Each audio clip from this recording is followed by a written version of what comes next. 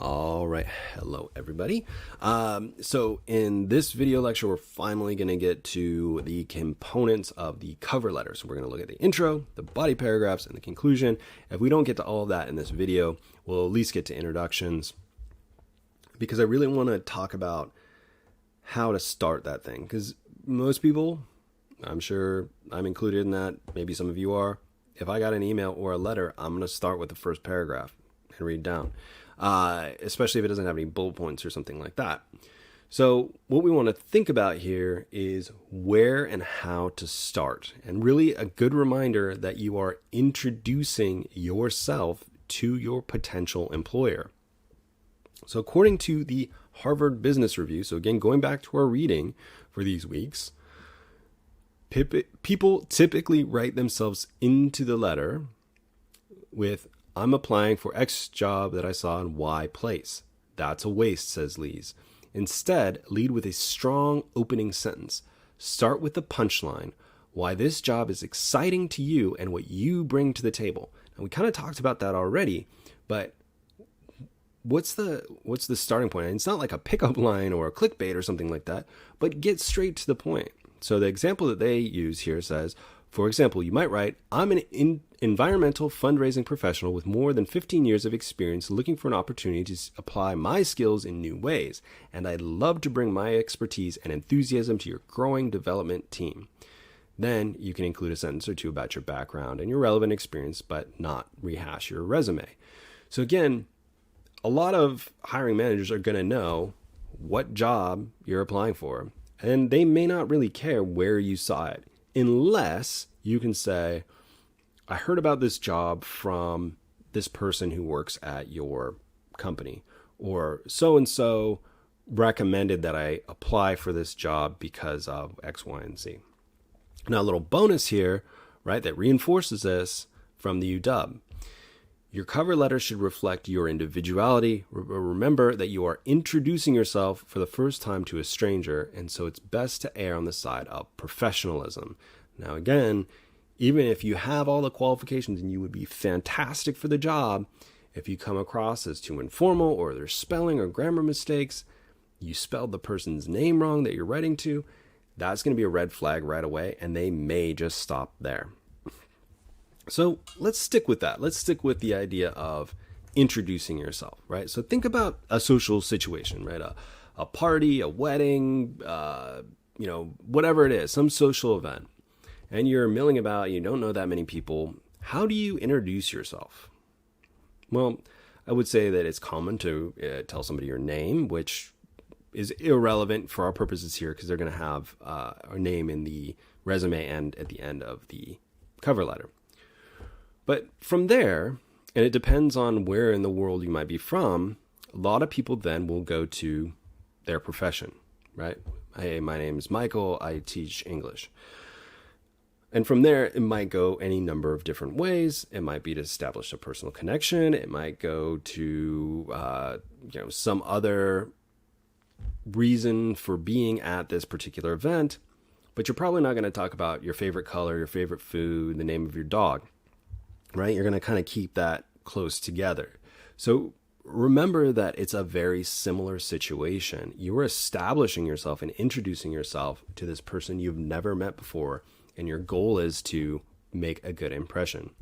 So the job of the introduction, in my opinion, is to explain who you are, why you're interested in the position, and to grab your reader's attention. Remember, these are busy people. I know that we keep saying that, and probably get tired of me if you're not already saying, these are busy people, but we want them to keep reading. And this is a goal with any piece of writing, right? The easiest thing for a reader to do is to stop reading. And at the moment they stop reading, we cannot be effective, right? We're not going to get the job if they stop reading. So remember that it is a art form, which is why we're practicing it. And that we really want to kind of get our foot in the door and get them to keep reading. And this other reason why we want to keep it relatively short and sweet. So let's look at two examples here. And these are both from Indeed.com. They're for two different jobs. So two different letters, two different jobs. So here's the first one, and we see just the general format I've included there in the screenshot so you can see what that would look like. And they do have the date here, also helpful so that that hiring manager knows when they are applying. And in this case, this person didn't know the specific other person that they're writing to, so they just use Dear Hiring Manager, and that is fine. Now, whether or not you include dear or not is a different story. And so let's just read through this, and we'll kind of dissect it maybe a couple sentences at a time, but it is 3 sentences, short and sweet. My name is Brooke Tribeck, and I am thrilled to submit my application to work as a cashier at Danielle's Dandelions Boutique. All right, so we know the job and we know where. Not fantastic, but not bad. I have 2 years of experience operating POS systems and delighting customers. Okay, so we know that they have some experience. With an outgoing personality, numeracy, and an ability to learn new systems quickly, I'm confident that my blend of interpersonal skills and technical abilities make a fit to your team. So I'd say this is not bad, right? And again, it's always dependent upon the job. Now, what you could do is pause here and think about, well, if you were the hiring manager, what would your impression of this person be? Is it like, hey, I want to keep reading? Is it a hard pass? What is it? Now, I'd say for me, I would have brought that second sentence up a little bit, or at least part of it, and reworked it to say, my name's Brooke Tribeck.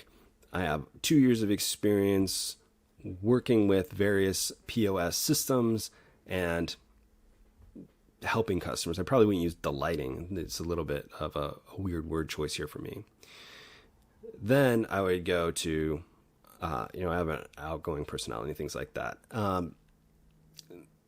The other things, that first sentence, I think could definitely be polished up, but it's okay. It's not terrible.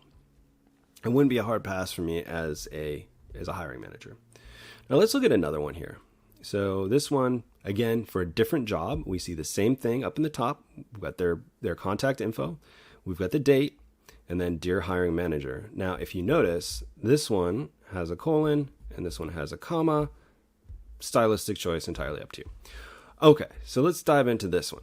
I'm writing to express my interest in the digital marketing specialist position you have available at Noble Roots Marketing, LLC. Okay, similar to the previous one, it's relatively generic, and this is probably the most common opening, which is why if you can finesse it and be a little bit more creative than this, you're going to stand out. With over 7 years of experience in advertising and digital content creation, my portfolio includes paid and organic social media and campaigns from various clients. That's pretty good, right? I mean, at least from a, hey, here's what I have to offer, right? This person has 7 years experience in different sort of venues, and some of these might be part of the job description, right? Did they talk about digital content creation and organic social media? Might be. Some of the industries I've worked with as a digital marketing specialist include healthcare, hospitality, entertainment, and manufacturing. So lots of different clients. I also have extensive experience working with SEO and a proven track record for improving digital content to increase website traffic from popular search engines. So again, if we think of the first paragraph in either of these as a sort of elevator pitch, as an introduction, hey, here's who I am, here's what I bring to the table. From there on, it's just expanding on that. So Lawrence DeVito here already has covered their experience and kind of what they've done. Then what they can do in the body paragraph is expand on that, explain specific situations, maybe tell a story or something like that. But I'd say of the two, the second one's a little bit better. Again, I personally am not super impressed with the first sentence of either one, and I think they could definitely be stronger. Okay, so in the interest of time, we're coming up on 10 minutes. I'm going to go ahead and end this video here. If you have questions, comments, concerns, jokes, memes, or recipes, please let me know. Otherwise, I'll talk to you all